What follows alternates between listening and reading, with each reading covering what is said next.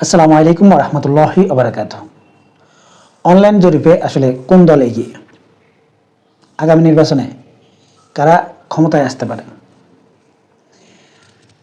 ৫ই আগস্ট আওয়ামী লীগ সরকারের পতনের পর বাংলাদেশের রাজনীতির হিসাব-কিতাব সম্পূর্ণরূপে পাল্টে গেছে। ৫ই আগস্টের পরে এটাই বোঝা গিয়েছিল যে যেহেতু বাংলাদেশের রাজনীতিতে এতদিন যাবৎ একটা প্রেক্ষাপট ছিল যে হয় আওয়ামী লীগ ক্ষমতায় থাকবে, না হয় বিএনপি ক্ষমতায় থাকবে। কিন্তু দিন যত এগুচ্ছে বিএনপির জনসমর্থন আসলে খুব দ্রুত জ্যামিতিক হারে কমছে। এর প্রমাণ হচ্ছে কি, ৫ই আগস্টের আগে যেই জরিপগুলো বিভিন্ন অনলাইনে চালানো হতো, এই জরিপগুলোতে আসলে দেখা যাচ্ছিল যে বিএনপি বিশাল ব্যবধানে এগিয়ে রয়েছে, এমনকি ৬০ থেকে ৬৫% বিএনপির পক্ষে ভোট ছিল। কিন্তু ৫ই আগস্টের পর বিএনপির প্রধান মিত্র জামাত ইসলামী যখন আলাদা নির্বাচনের ঘোষণা দেয়, আসলে তারপর থেকে আসলে হিসাব কিতাব ভিন্ন হতে শুরু করে। এবং ৫ই আগস্টের পর বিএনপির নেতাকর্মীরা যেভাবে দখলবাজি, চাঁদাবাজি, লুটপাট চালিয়ে যাচ্ছিল, এতে বাংলাদেশের জনগণ এখন আওয়ামী লীগ এবং বিএনপিকে একই পাল্লায় মাপছে।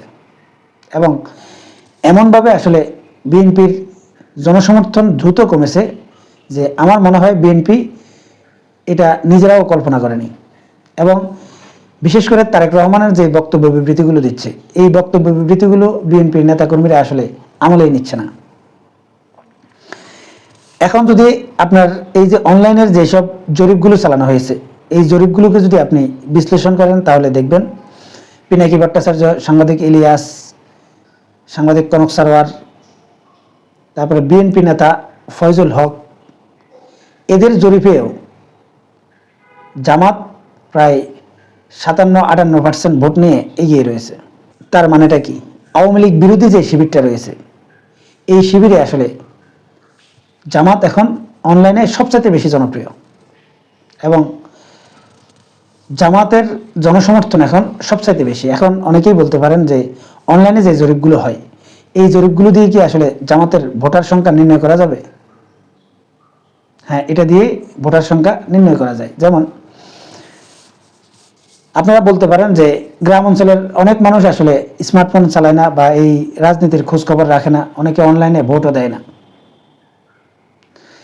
এখন আপনি যদি একটু বিচার বিশ্লেষণ করেন যে যারা আসলে রাজনৈতিক খোঁজ খবর রাখে, এই জাতীয় লোকগুলো কিন্তু পরিবারের অন্যান্য সদস্যদেরকে প্রভাবিত করে।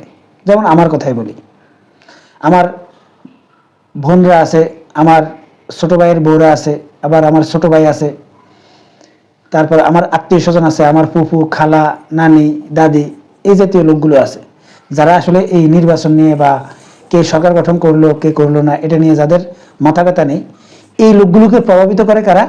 এই যারা রাজনৈতিক সচেতন ব্যক্তি, এই লোকগুলো কিন্তু এই আত্মীয় স্বজন, তাদের প্রতিবেশী, এই জাতীয় লোকদেরকে প্রভাবিত করে। আবার নির্বাচনের সময়ও এই লোকগুলোকে তারা কেন্দ্রে নিয়ে যাওয়ার চেষ্টা করে, কেন্দ্রে নিয়ে যায়, এই জাতীয় কাজ কারবারগুলো করে। অতএব এই অনলাইনের জরিপে আপনি যে দলগুলোকে এগিয়ে রাখবেন, সেই দলগুলো কিন্তু এই সাধারণ ভোটারের কাছেও প্রভাবিত করবে।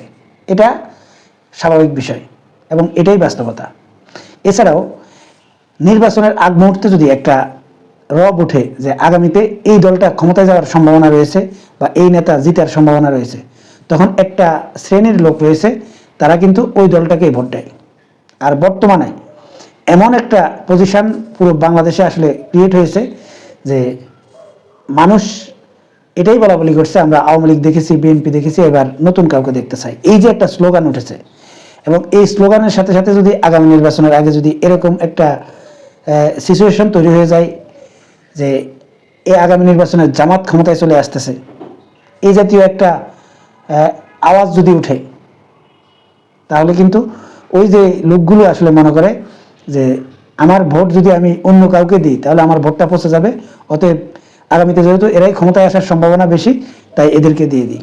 এই জাতীয় প্রভাব এবং যারা অনলাইনে আসলে রাজনৈতিক সচেতন ব্যক্তি, এরা যে আত্মীয় স্বজনদেরকে প্রভাবিত করে, এই জিনিসগুলোকে যদি আপনি একাত্র করেন, তাহলে হিসাব বলছে যে আগামী নির্বাচনে জামাত ক্ষমতায় চলে আসার সম্ভাবনা সবচাইতে বেশি। আবার আরেকটা দিকে আপনি চিন্তা করলে বিএনপির যেই মূল লিডার তারেক রহমান তিনি কিন্তু এখনো দেশের বাইরে। আবার তিনি যখন বাংলাদেশে আসবেন এবং পুরো জেলাগুলোতে আবার বিচরণ করবেন, হয়তো পরিস্থিতি ভিন্ন হতে পারে। কিন্তু আওয়ামী লীগ যদি আগামী নির্বাচনের সুযোগ পায় এবং তারা যদি স্বাচ্ছন্দ্যে তাদের নির্বাচন করারও যদি সুযোগ পায়, তাহলে আওয়ামী লীগেরও কিন্তু বাংলাদেশে বড় ধরনের একটা ভোট ব্যাংক রয়েছে। এবং এই ভোট ব্যাংকটা এবং বিএনপি এবং জামাতের মধ্যে যদি চরম প্রতিদ্বন্দ্বিতা হয়, তাহলে কিন্তু যে কোনো কিছু করতে পারে। যদি আগামী নির্বাচনে জামাত 150টিরও বেশি আসন নিয়ে যদি ক্ষমতায় চলে যায়, তাহলে বিএনপির প্রধান বিরোধী দল হতে পারবে কিনা সেটাও কিন্তু সন্দেহ থাকবে। কারণ